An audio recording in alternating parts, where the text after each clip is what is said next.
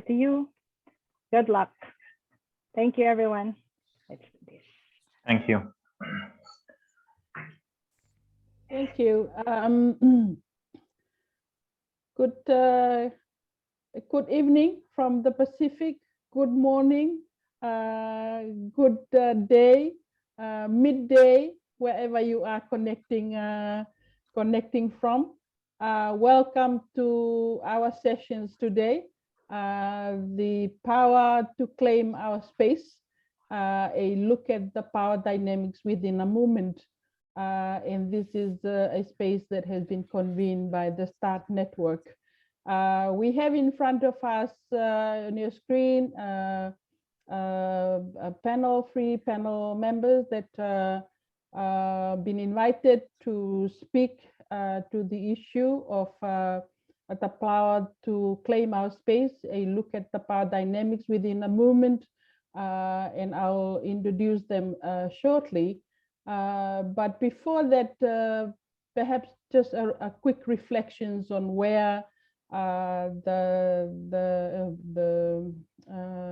theme for today's sessions has been developed to reflect on the power influence on change and the advocacy movement in the humanitarian sector through the experiences of START network hubs, within the hope that this will bring to the conversations the changes that we have expected in terms of how do we gain the space by looking at holding the venue, organizations and managing inclusive and transformative changes within the humanitarian space.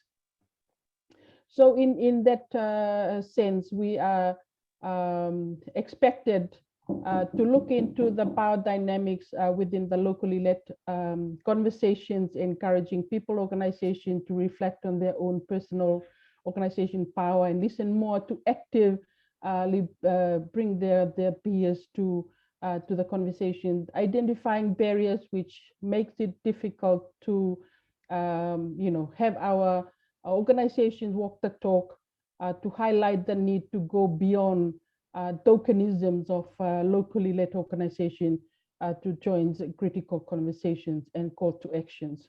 So with this, we have invited our colleagues from the CEO of the Flying Lab,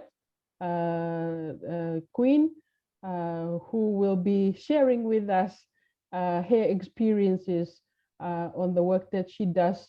But we are doing this organizing and reflecting on the telling their stories in what we have called in the Pacific a Talanoam approach, where we openly share, openly recognizing the diversity that we need to bring when it comes to power dynamics and how we talk about that.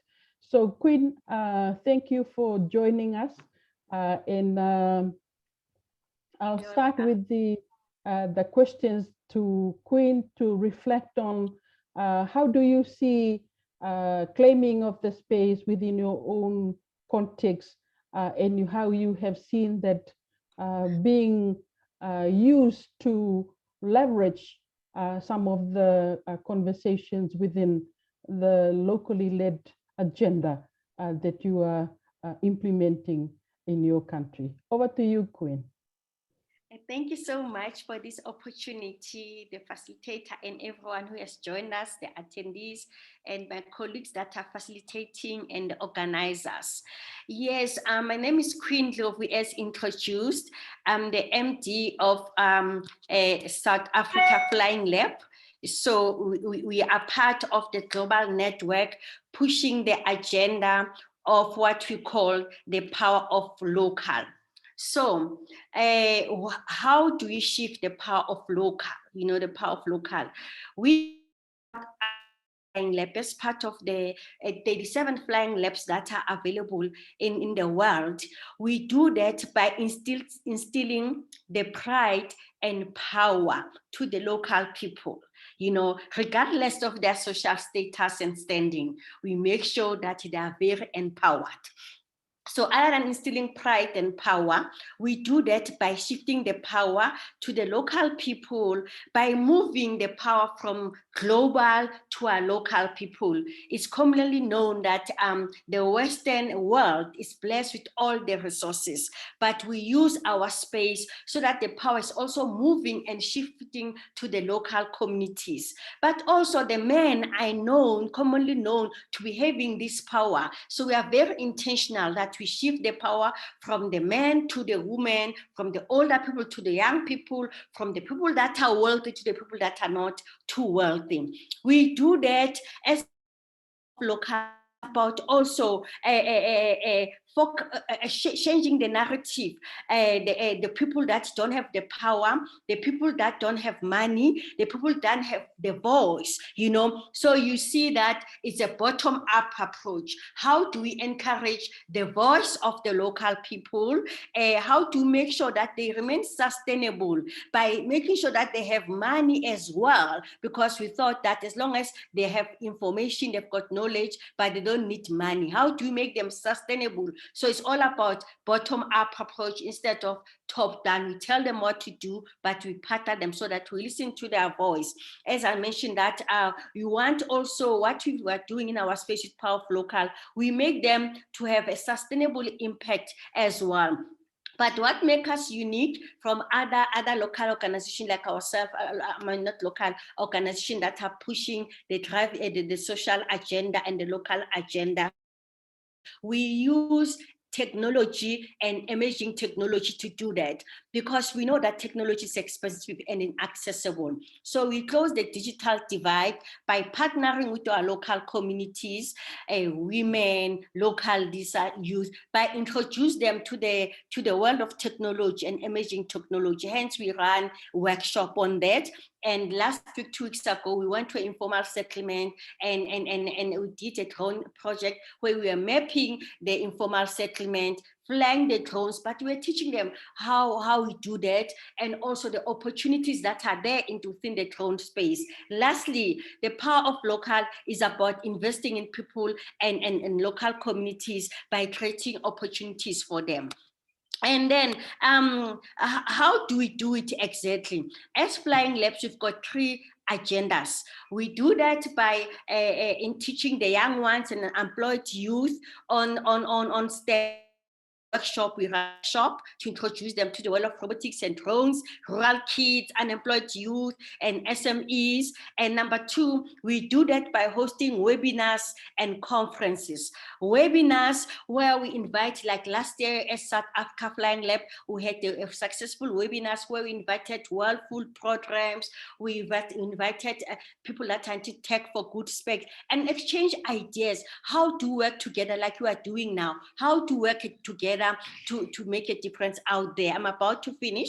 And then the last mandate as a Flying Lab, we also run a humanitarian project or disaster management. Hence, in October, I'm inviting you, we'll be hosting a conference whereby we use drones for disaster management. It's a humanitarian disaster management conference.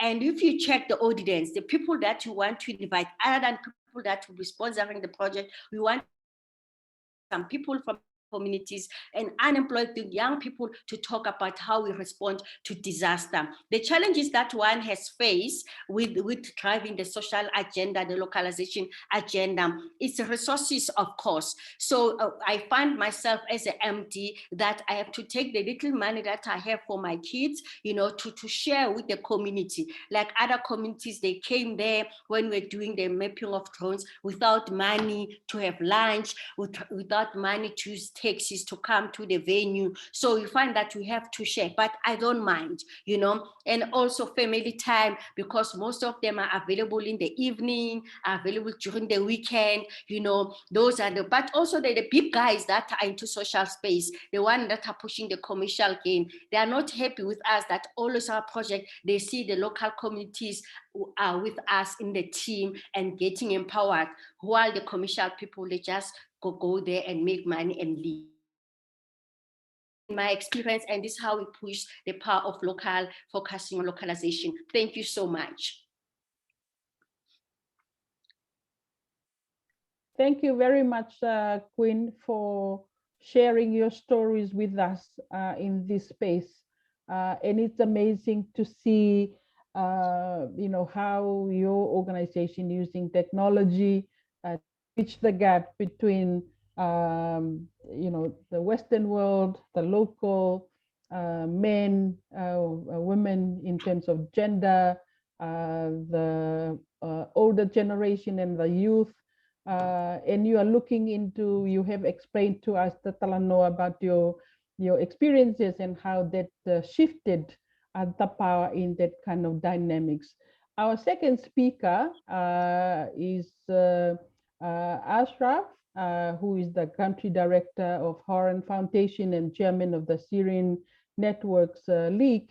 I'd like to invite Ashraf to share with us what are the tangible changes that you have recognized in your work in terms of responding to community needs and how it has improved the ability to alleviate suffering with dignity and looking into the power, the paradigm shift in terms of the spaces architecture in terms of the work that you do. I would also like to request if you could speak slowly, please, so that our translator would take the time to do the translations for our participants. Over to you, Ashraf. Yeah, thank you very much. Thanks for give this space for sharing our stories and our experience in that. Thank you very much. Actually, since 2011, after beginning the crisis in Syria, the local NGO actually, they don't have any experience, and they work in the simple way without policy, without COPs. And now, actually, after 11 years, some of this organization, now local organization, Syrian local organization, regarding to the quality of work, regarding to the experience what they take from the INGO, from the donors, from the capacity building program, the NGO and the networks take direct funds from the INGO and take direct funds from big donors around the world. That's not come without efforts, actually, that's come with the effort and with raising the voice regarding to the localization and ask to be in this position to reach the people inside the ground. Actually here in the networks, always we since 2015, when the grand bargain signed here in Turkey, we try to talk about the localization, and we try to talk about the donors actually in our meeting, to explore the possibility of increasing multi-year project funding for the organization. Now, when we here in Ghazi and Tab Hub, the organization which work cross-border to the Syria, we have different sector, FSL, area recovery, and education. When we ask the UN agency to have co-coordinator or coordinator, local coordinator in the cluster, they not allowed to be the local coordinator in the cluster. But when we raise this with the HRC, with the leaders in the UN, we tell him we must to have one at least local in the coordination mechanism regarding the cluster. Now, actually, we have 3 co-coordinator local, one of them in the WASH, one of them in the health, and one of them in the FSL. Actually, this is 3 clusters. That's the best perfect work, because the co-coordinator Regarding to the people in the ground, they know the needs, actually what's the people in the ground need. And they put in the HRB, humanitarian needs, and the HNO. After that, the fund come regarding to the people, what they need in the ground. The different cluster, actually, the people inside the ground said, we not need, like example, we not need a food basket, we need a livelihood project. They give him food basket. They not care for accountability to affected people, because the co-lead not local. They don't know the needs actually from the ground as the local. Always we try to talk with the donors actually to systemize the including of national NGO in donor planning. When the donor planning need to do any plan for the Syria, for our country, they must to talk with the local NGO and the networks to have to know what they can increase transparency and effective collaboration actually. Also, we ask the work with INGO and national NGO to explore ways proving the local partners with overhead costs. That's actually, we know always we talk about the overhead costs with the INGO take. We always try to can be robustly implemented with the risk mitigation actually structure. And also in our meeting to have this local, here we have in Gaziantep also we have humanitarian liaisons group. That's the leaders around the cross-border operation work. They met in every month. They met and talk about take action about the Syrians. We talk actually with the leaders, with the OCHA, with the EU, and we must to have Syrians now in this humanitarian liaisons group HLG. Now that's actually before 4 years. Now we have 55% local in this humanitarian liaison group members, Syrians. They ask, they take his paper in the table and talk what's the needs, what's regarding to contact the people inside Syria. That's actually what I need to mention here. When we know the localization, sometimes we talk more and we have statements about the localization and we try to push more the people in to be in the high level. We not need the local NGO like contractor. We need actually partnership with the organization. We not want our organization to be contract. Take the money and take the risk also. After that, when you finish the project, we send auditor for you and we tell you you do like this, it's strong. That's actually what we need the donors and we need the INGO to take the risk with the organization, because actually the localization need to have some including together to take the risk, to share the experience together. That's actually about what we try to do, about what we do regarding to this year's. Actually, also we always talk with the national NGO actually to always try to development his policy, his COBs, his programs to be in the high level with the INGO can take direct fund or can take project.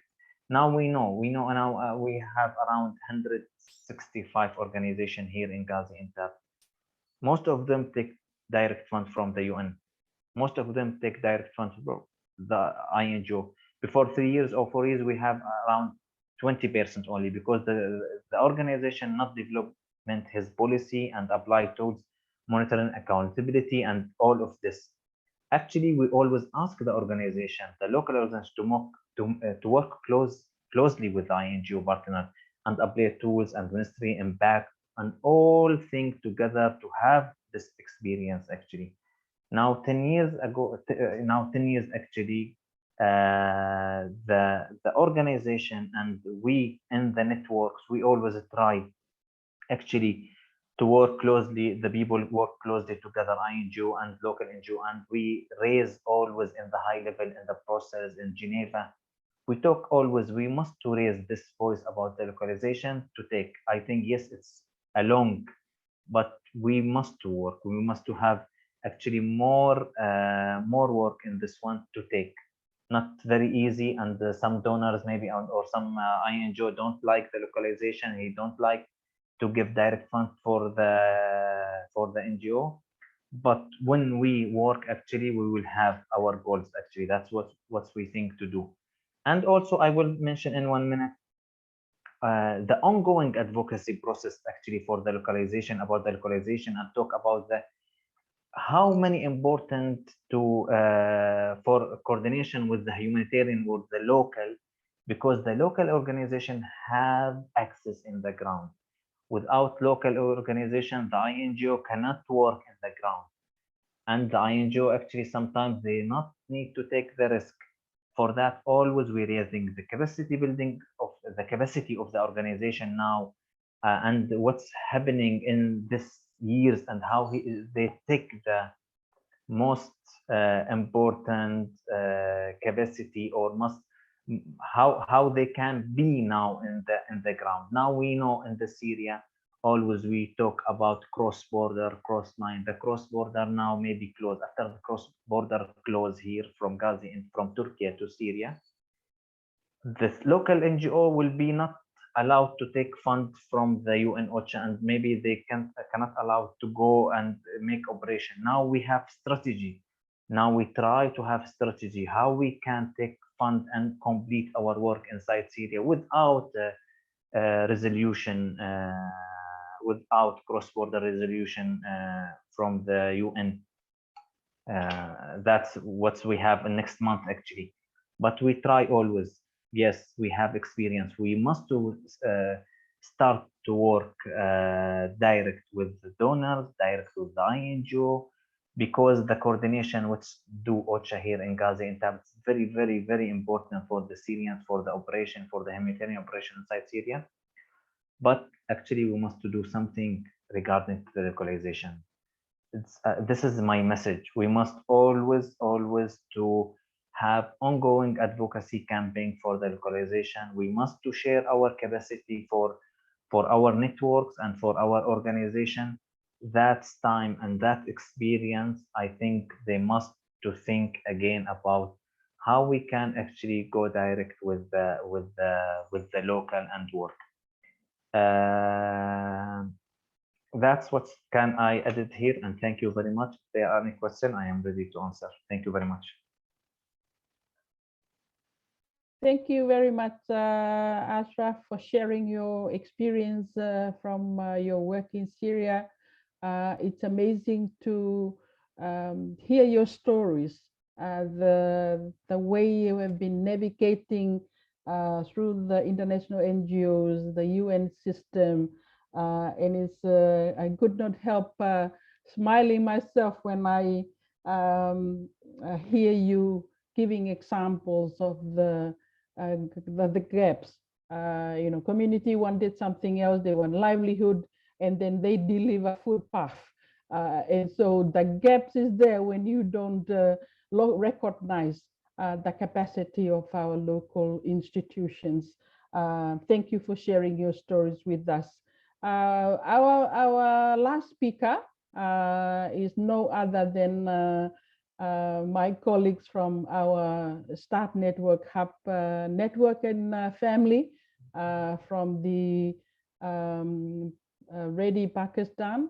Lekad is here with us to tell his story, and I would like to ask Lekad to respond to his stories around what were the barriers when it comes to addressing and what continued to be obstacle when it's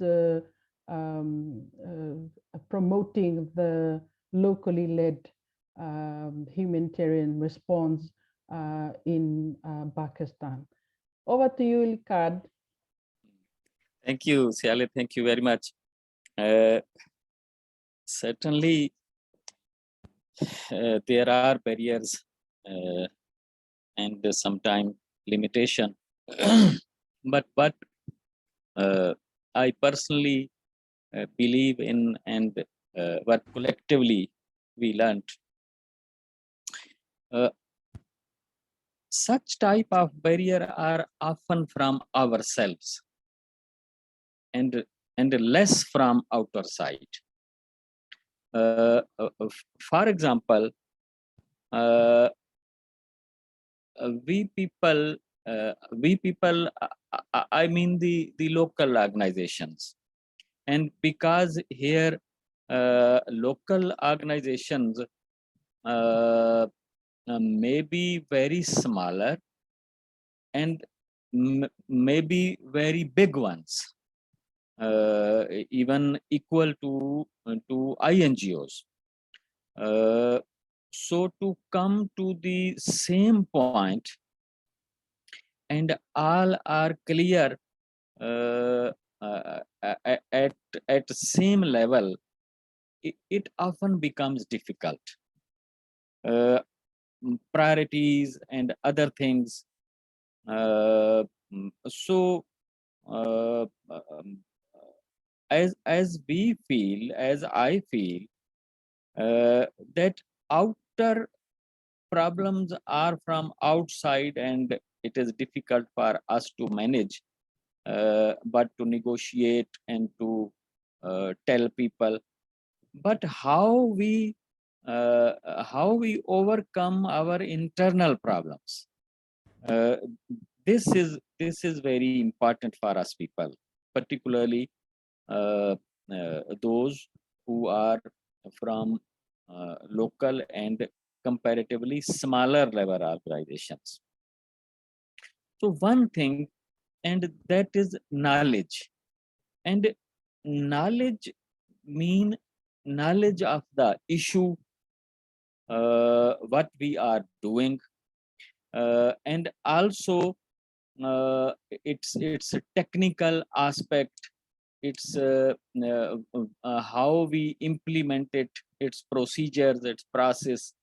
The other thing within this this point, what are our commonalities, particularly the commonalities of local people and commonalities of the INGOs and donors. Though the issue may be same, but these organizations are not working only one aspect. They sometimes do more jobs, more things. So to identify our commonalities of work, of our values, and other things, and secondly, what we want and what they want. What are our basics? What are their basics? Basics mean non-negotiable things. What are our abilities? As Ashraf was mentioning, and I am very happy that there are many basic strengths which are with the local organization, and even they have less procedures and less documentation, but they are very closer to the people. They really work 24/7, but have less documentation. So the abilities of the local organizations, of the big organization, of the INGOs, and our limits and their limits. So we should know each other, and all these things, as I have understood, these comes from knowledge and clarity. So basic thing to acquire space and to maintain that space is knowledge. The other thing, when we are with positive attitude, even bigger problems we can resolve. And in networks, because there are sometimes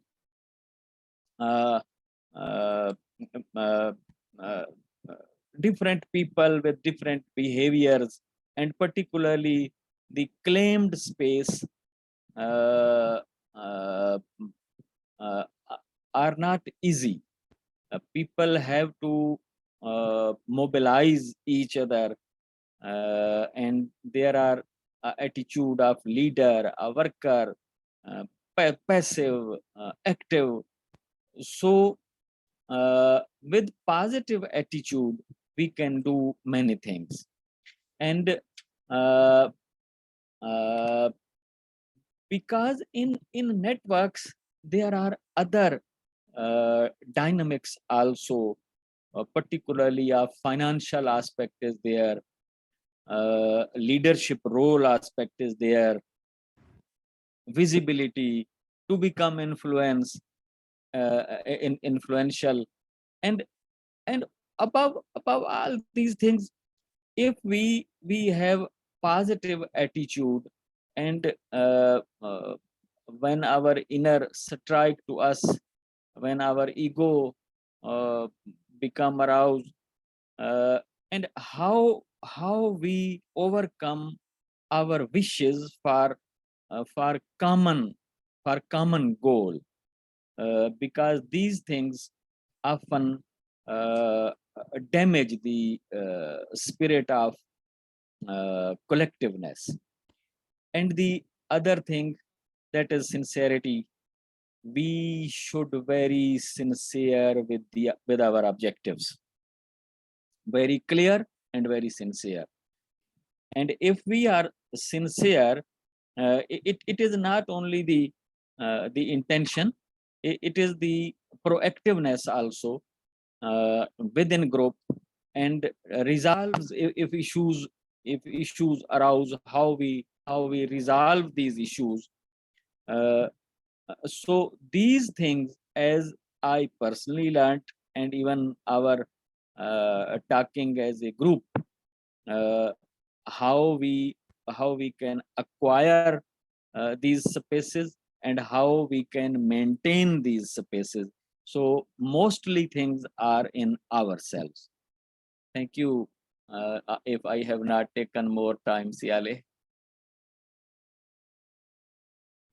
Thank you very much, Likat, for your sharing. Message comes out very strongly. You make reference to knowledge and clarity. You also make reference that I find the interesting thing in your stories that comes strongly, and I can relate to, is that our ability of our local actors to have policies and have documentations does not reflect our ability to mobilize our community to respond. And I find that amazing, because we have to find our footing. And where do we see international NGOs, donor agency, UN agency recognize that the ability of our local actors does not reflect, or it does not represent in documentations or policy paper, because they recognize their traditional knowledge, clarities around how they do things, how they relate to each other, and how we can be offered ourselves the solutions that need to be in place to respond to crisis. There's a couple of questions that are or comments that are on the chat. And I would like to invite Queen, if you are able to respond to the first one, which is looking at the comments is around national NGOs will always be left behind because of the rigid criteria set by donors. So Queen, if you could share from your experience and how you have used different innovative way of technology, bridging the gaps between international agencies and local, the intergenerational work that you're doing. Has there been a way of your work addressing some of these issues in terms of the donor criteria? Yes. Thank you so much for the opportunity, and to the fellow presenter that presented before. It was very informative, and I can relate to some of the things you shared. Yes, donors are a challenge. But these days, luckily, as NGOs, international NGOs, we have an opportunity of changing. I'm trying to speak slow now. Sorry about that. Of trying to change how we use our NGOs to be working with the donors. You know, now we are saying, actually, I learned the first concept because I'm also working with the YMCAs in Africa, where we're saying, let's our NGOs like social enterprises, you know, because traditionally as an NPO, we are dependent on donors, meaning that, you know, when they give you $2 to run a project, we had to use that $2, and when it's done, the project collapses. You know, but now with the social enterprise, you take the $2 that from that the donor is giving you, and you come with other ways of making it work for longer. In other words, of becoming sustainable.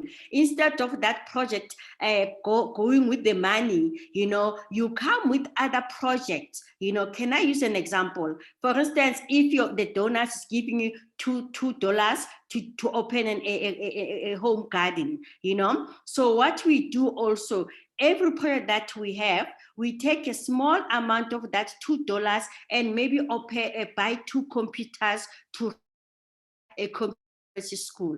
So you see that we are becoming innovative about the money that we are getting from donors, so that we become sustainable. We are able to have money beyond the project. So, and we are able to do that if you run it like a social enterprise. So the advice from my side, that it's important that we shouldn't be scared to say that we make profit with the NGOs that we have. And the donors knows that languages, you know. But secondly, let's avoid to be donor dependent. There's this what we call donor fatigue. Donors are tired of giving us money, and now COVID made things worse. So let's make sure that whatever little resources that we have, we convert it to make it sustainable. And what are the resources that we have? You know, we have network. We have many people that we know. It's easy to change those networks that we have with local leaders, with the international, with the community we have, the little corporate that we have in our countries, and ask to partner with us. So through partnership, collaborating and network, we are able to be so socially sustainable, not to depend on the money that we get from the donors. So this is what we use it. And lastly, by using technology, we become creative and innovative how we run our project. Because our communities doesn't know how to use technology, hence we start with the young ones. We teach them on how to use technology to make yourself sustainable by using the problems that they have in their communities: food, poverty, unemployment. Thank you. Hope I was not too fast. Thank you. Thank you very much, Queen. That's a fascinating story, and how you are responding to the questions by, you know, your experience is that if the donors continue to demand for criteria that are not relevant in some way or some form to our local community, what you are suggesting is that let's explore the strength of our communities, the strength of our local actors, and build on that, Yes. so that they can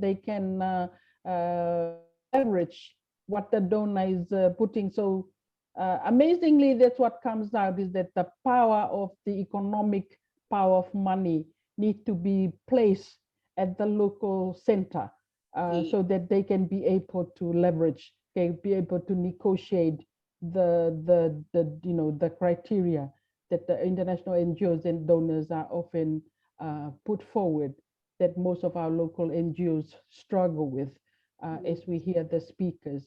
Yeah. Thank you very And much so for sharing that to check story. a bit, also the bottom-up approach of local.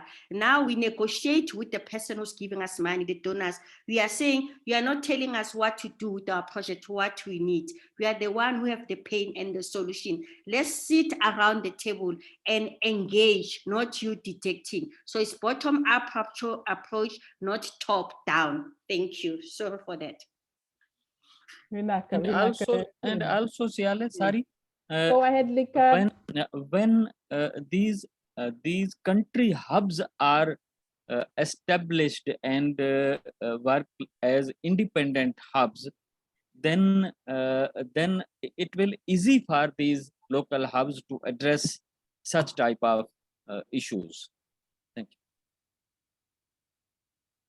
Thank you, Likad. You're bringing in the stories of your experience with the hub, with the START network and the conversations that we had around the hub. Yes. Making sure that there is, at some point, we take ownership of our locally led agenda. So we are much more in a position, as Quinn had said, to negotiate. But really, I find this fascinating when we are talking about the power dynamics and where the money is being placed has a role to influence our negotiation in forward looking for the locally led agenda. I have to ask Ashrad if you could be able to respond to one of the questions that have been asked by the participants around the ideal approach to humanitarian response in 2 years time, in 10 years time. What's your vision like in terms of your work in Syria? Yes, thank you very much. And that's actually very, very good to answer about the vision that aid humanitarian response approach in 10 years. Actually, what we think, the first one, we must to have the trust from the ground. Actually, if we don't have reach the local, the people, the community inside the ground and have trust and share what they need, actually, that's actually, without this, we cannot have any vision to aid humanitarian response. If we have contact direct with the people in the ground or the community, some of them, I think, in the ground actually now. If we don't have the trust and we share what they need, actually now we have the group AAB, accountability to affected people. That's actually what we try to do now in the ground. After this, if we have this one, the first one, actually we can move to the next one. The next one talk about how we can take the donors in our organization or in our work, how the donors or the NGO trust our worker, how we can capacity our policy. If we have policy, if we have COBs, we have all the capacity and all the operation in our organization, that's clear. Actually, we will have more fun for our people inside the ground, and we can help more the people. We must to care always about this to trust about the ground or the community, and capacity building in our organization, and the most important thing, the coordination with the gather. Me as organization, as networks, if I don't have any coordination with our colleagues, with our organization, with other networks, actually we will not be do the big or the good work. We must to have coordination. We must to have trust from the NGO, from the donor, and also capacity, our policy and our COPs. And the most important thing, that we have access to the people and have trust for the community. Thank you very much. Thank you very much, Ashraf, for bringing that up, and quite a good point to note how we see ourselves in terms of building trust among our locals, among our international NGOs and UN agencies, development partners, as our forward-looking for the next 10 years. There's a couple of questions that we may need to respond to. We only have about 15 minutes more of our time. So I'll give the next questions. I think it's related much more to Likad in terms of your experience working with the hub. around what is the added value in forming the networks, and do you see that this process is actually help protect the spaces, that we make sure that we don't replicate the problems of international sector coming in to take over. So in a nutshell, the question is around adding value to how we see localizations and local actors protecting that space in terms of how they engage in the humanitarian, and your examples and your experiences from the hub to respond to that question, Liga. Thank you. Thank you, Shale. Thank you very much. START network is supporting us many ways, but I shall explain what we are doing. And with START, and it also it's their model also, that even very smaller organization who have a legal entity and some basic documentation, they can be member of this hub. Maybe they cannot get financial support, but they have the equal right, equal vote, and they can sit with chairperson, with the executive team and other persons, and have vote and say. So this thing, and as there are layers, layer 1, 2, 3, and 4. And secondly, even very smaller organizations are member from all the regions. And this was according to parity. All the area and all the smaller, medium level, and comparatively bigger level organizations. So this change, this is real change. Otherwise, bigger INGOs and donors and very local, very smaller organization could not sit together. And now they have a platform. So this is very hope for us. Thank you. If I could not clear the thing, then I will clear again.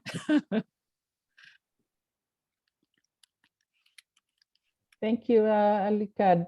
There's a comment here from a colleague of ours from our hub network gang from the TRC hub, that he's sharing that we don't have any obligation at all to take donors' money, but if we do accept money, it needs to be responded to our community's need, and only based on their vulnerability. So it's coming from that space of making sure that our priorities are the basis for the support that the international NGOs and donors support should go, which really makes a good connections to our next questions, which is very much around how can our local actors ensure that their engagement in the humanitarian spaces is not being tokenized. You know, we don't just like invite our local just to come to the space of meeting for the sake of just ticking the box that they attended, but really they have real voice and they have real influence. So I'm gonna pass that to our colleague, Queen, if you could respond to that question, please. Yes, thank you so much. I'll just use two examples that you always use to ensure that what you're asking is happening. For instance, as we introduce the young people from the rural sectors, rural areas with the emerging technologies, you know, other people, when they do that, they come to them and say, I want to train you as a drone pilot. I want to train you as that. Our approach, we say we run an awareness workshop where we tell them that if you want to go into this industry, these are the types of drones that we have, and you come in real drones, we display them.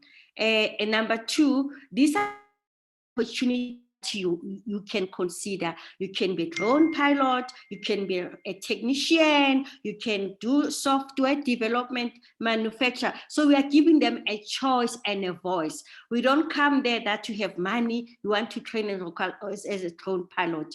We ask you, this is the information. One of my colleagues said, give them information, give our local information. So we give them information and they choose the career that they want instead of us telling them what we want to train them on because we have the money or donor money. So this is how we empower the young. But secondly, other local players, as I said earlier, that we are busy mapping another informal settlement in Alexander Township in South Africa because it's prone to disaster management.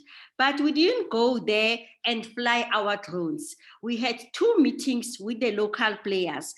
We taught them about climate change, about the importance of using for disaster management.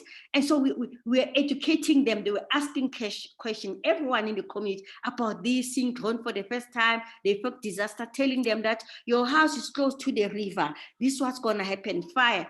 So we gave them information to choose about, to know about disaster management, 2 workshops, everyone. And then after a week, we went and fly.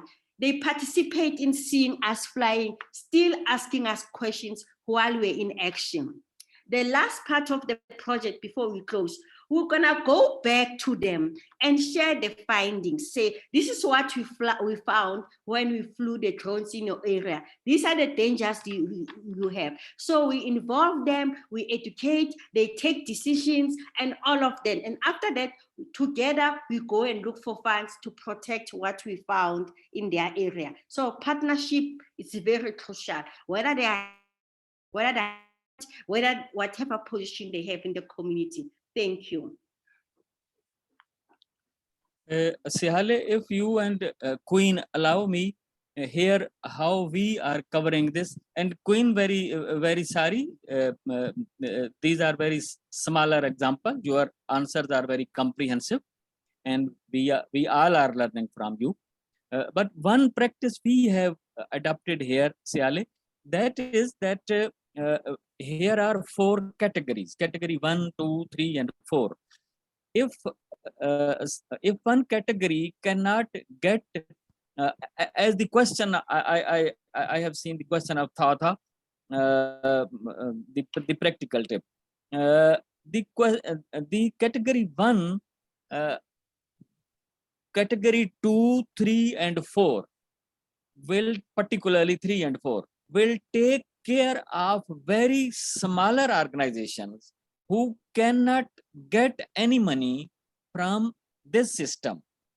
They will extend their partnership with them. Even they are partner with some other donor or some other INGO, but the very local smaller organization will be the sub partner of them, and some or other way these category 3 and 4 will have to engage the smaller organizations. Thank you.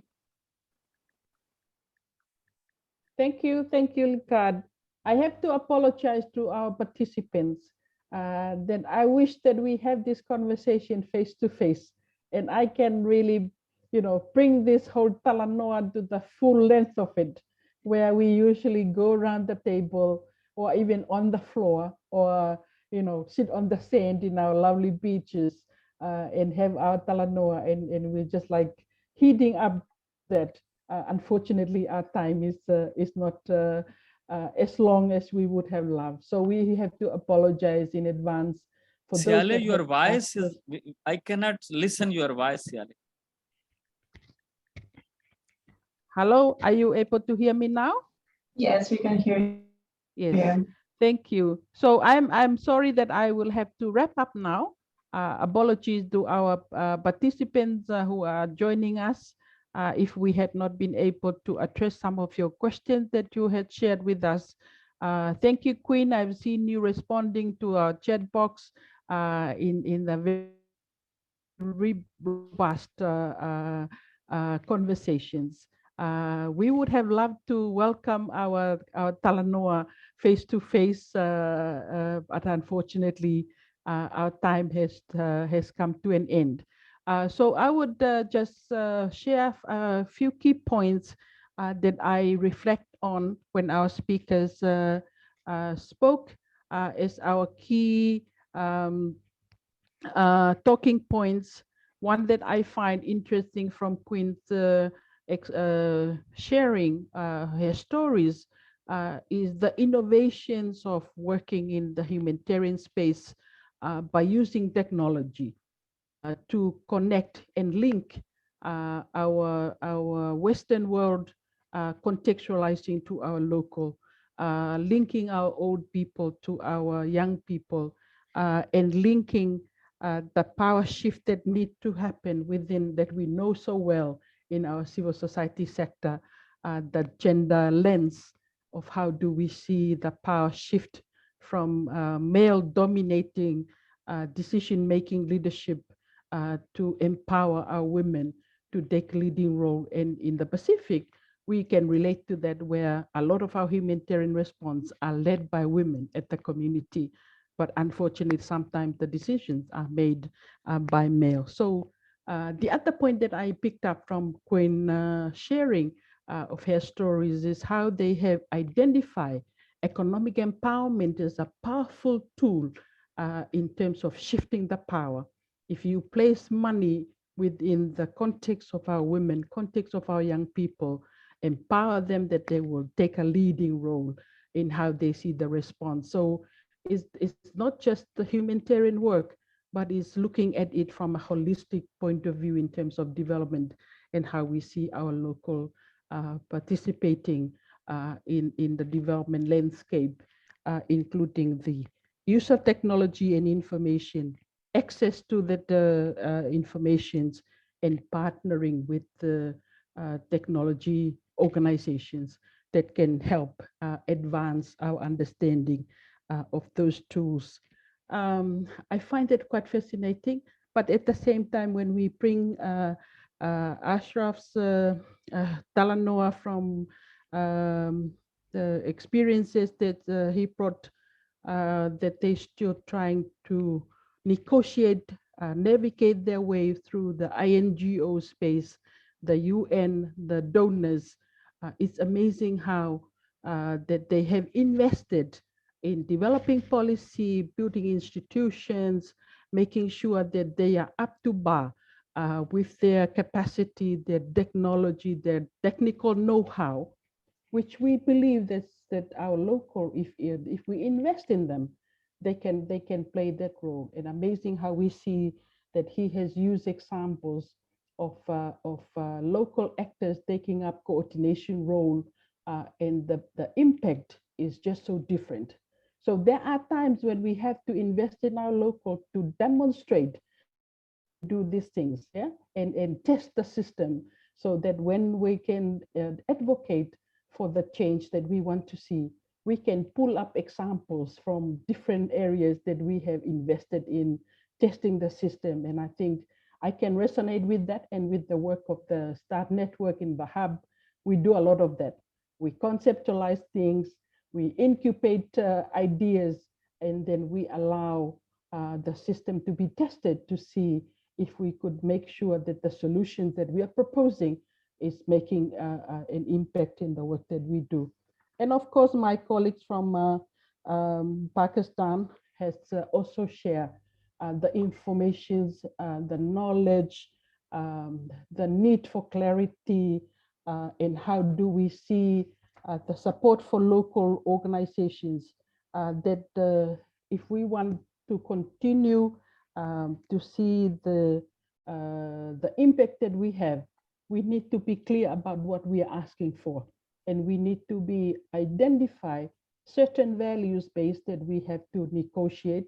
And some we just have to say, no, these are non-negotiable areas that we can be able to be in a better position, adding value to our advocacy on adapting our work to fit into the local context. With that, I would like to thank all of our speakers, Queen, Ashraf, Likad. If I had not been able to represent your views and your stories in my wrap up, my apologies. but your stories are just like overwhelming for me to do a good job. For those that are listening in, our Start Network support, thank you very much. And we will continue to claim back our space to make sure that our local actors are in the position to make decisions and find solution for their problem and for their issue. With that, Vinaka Vakalevu from our group that are here with us. Thank you very much. Thank you, Siale, for your good facilitation and and many learning points from Queen and Ashraf. Thank you very much. Thank you. I hope it's not the end of us, ne? And, also we are very happy with the audience who raised our participants who raised question. If we could not answer them properly, apologize from our side, and thanks that they spare their time and be with us. Thank you very much. Thank you, Siale, again. Thank you, Likat. Thank you, Queen. Thank you, Ashraf. Thank you, and see you next time face to face. Yes. Naka. Okay. Let's connect, speakers. Bye. Bye. Bye, everyone. Bye. Thank you.